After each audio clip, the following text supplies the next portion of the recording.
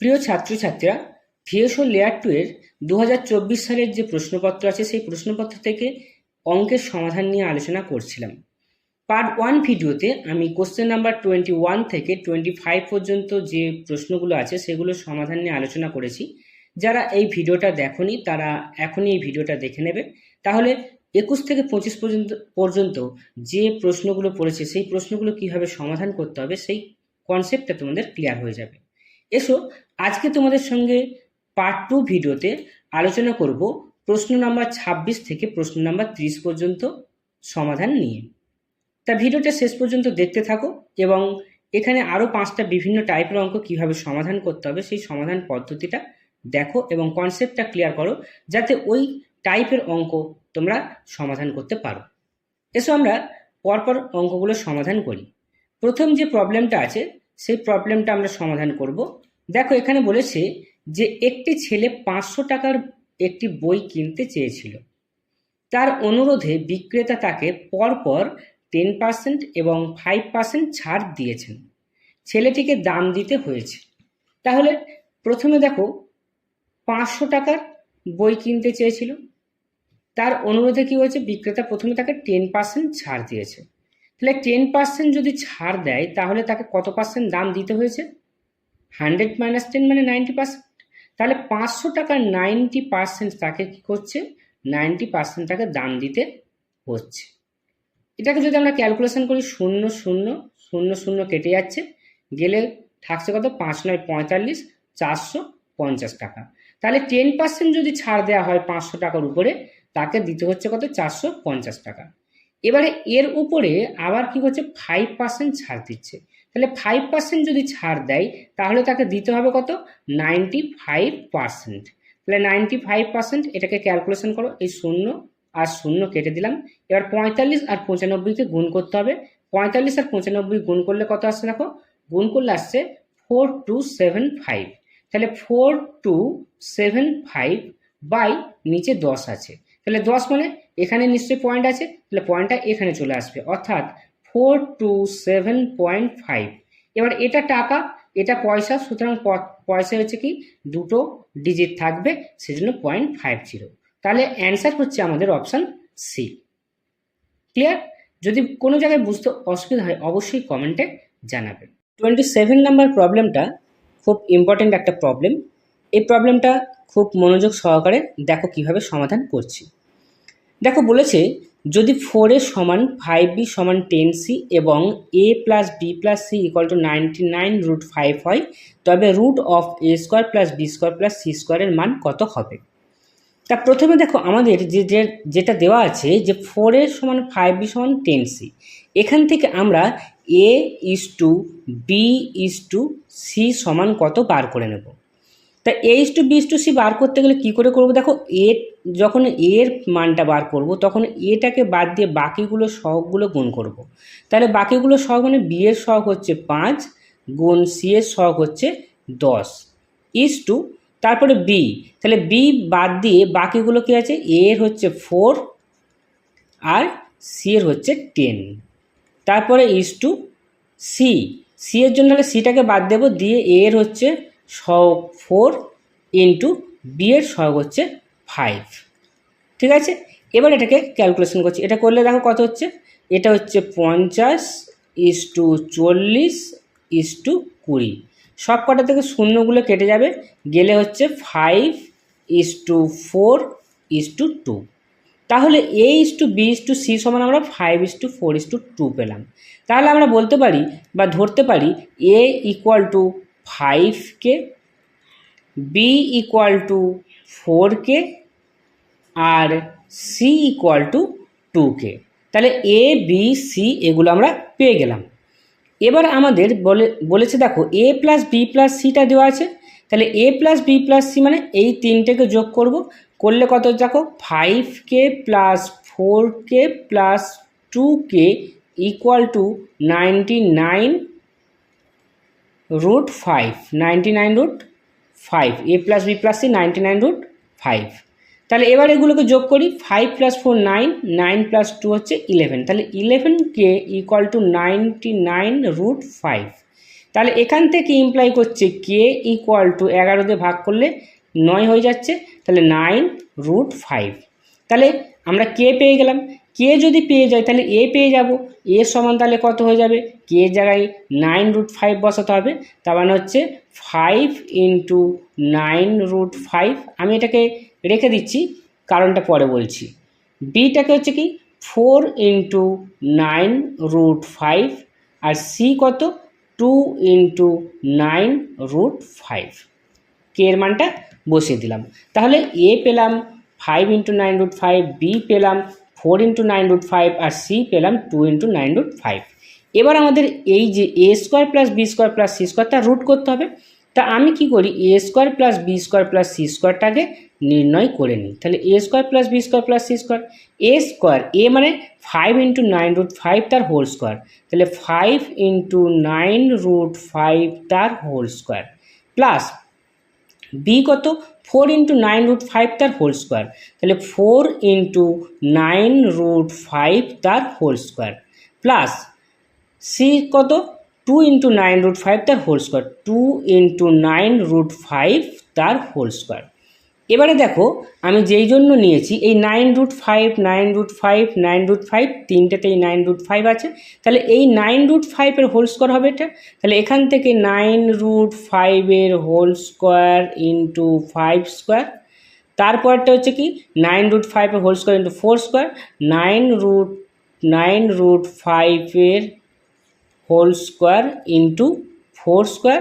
আবার একইভাবে এখানে হচ্ছে 9√5 হোল স্কোয়ার ইন্টু 2 স্কোয়ার। তাহলে 9√5টা কেন এখানে রেখে দিয়েছিলাম বুঝতে পারলে, আমরা জাস্ট এইভাবে লিখবো বলে, না হলে আমাদের কী করতে হতো, আবার আমাকে উৎপাদকে ভাঙতে হতো। ঠিক আছে, এবারে দেখো 9√5 তার হোল স্কোয়ার যদি এই সব কটা থেকে কমন নেওয়া হয়, তাহলে এখানে হচ্ছে 5 স্কোয়ার, 5 স্কোয়ার মানে হচ্ছে 25, এখানে হচ্ছে 4 স্কোয়ার, 4 স্কোয়ার মানে হচ্ছে 16, এখানে হচ্ছে 2 স্কোয়ার, 2 স্কোয়ার মানে হচ্ছে 4, ইকুয়াল টু কী আসছে 9√5 তার হোল স্কোয়ার।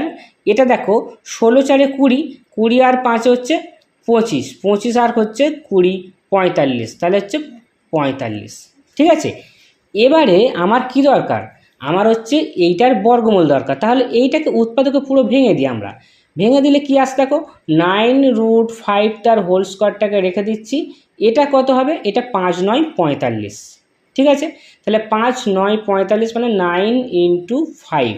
এবার এটা দেখো এটা হচ্ছে 9 স্কোয়ার ইন্টু √5 স্কোয়ার করলে 5 পাবো, এটা হচ্ছে 9 পাবো, আর এটা হচ্ছে 5 পাবো। এবার দেখো এখানে 9 স্কোয়ার আমি স্কোয়ার আকারে সব নিয়ে আসবো, যেহেতু বর্গমূল করব, তাহলে 9 স্কোয়ারটাকে লিখলাম, 5 আর 5 দুটো 5 আছে, 5 স্কোয়ার লিখলাম, আর 9টাকে আমরা 3 স্কোয়ার লিখে দিলাম। তাহলে এবারে এর যদি বর্গমূল করি দেখো সেটা খুব ইজি হয়ে যাবে। তাহলে a square plus B square plus C স্কোয়ারের বর্গমূল করলে কী হবে দেখো, এখানে 9 স্কোয়ার থেকে একটা 9 পাবো, ইন্টু 5 স্কোয়ার থেকে একটা 5 পাবো, আর 3 স্কোয়ার থেকে একটা 3 পাবো। তাহলে কত হচ্ছে 5 × 9 = 45, 45কে কী করতে হবে 3 দিয়ে গুণ করতে হবে, গুণ করলে 3 × 5 = 15, 5 হাতে 1, 3 × 4 = 12, আর 1 হচ্ছে 13, তার মানে 135। তাহলে অ্যান্সার হচ্ছে আমাদের অপশান বি।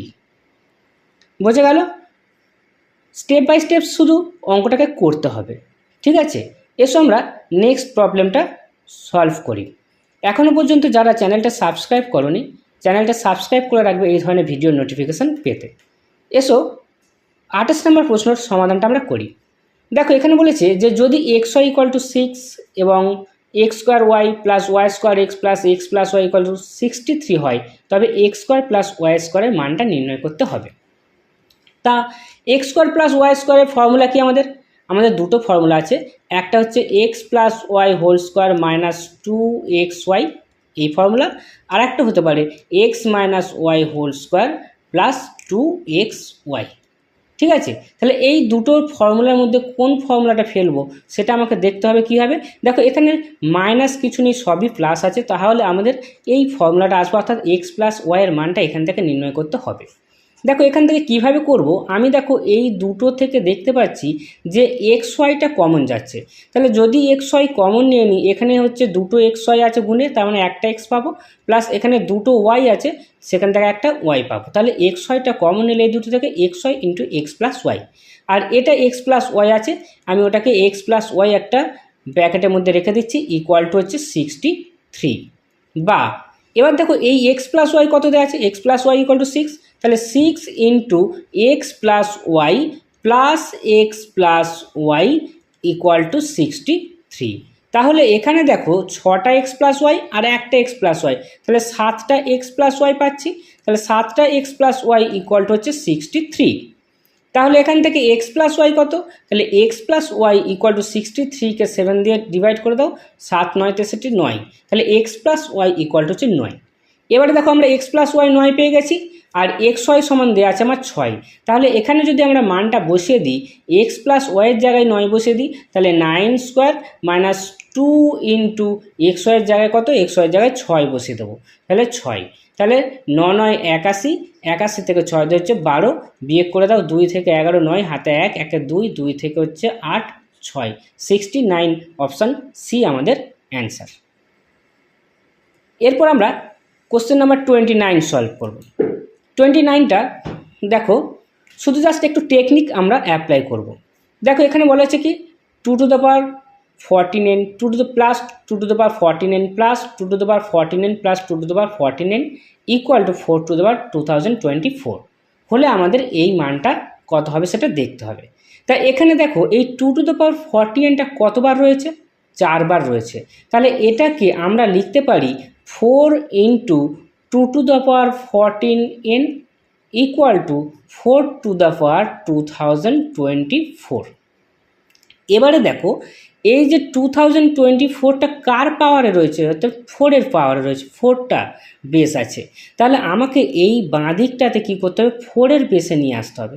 তা একটা তো 4 পেয়ে গেছি আমরা, এই 4টা থাকলো, তাহলে এখানে 4 আনতে গেলে 2-এর একটা স্কোয়ার দরকার, তাহলে 2-এর স্কোয়ার করে হোল করতে আমার 14n মানে হচ্ছে কি এখানে একটা 7n নিতে হবে, তাহলে 7 দিয়ে 14n চলে আসবে, equal to 4 to the power 2024, or 4 into এটা 2-এর পাওয়ার কত, 4 হয়ে যাচ্ছে, তাহলে 4-এর পাওয়ার হচ্ছে 7n equal to 4 to the power 2024।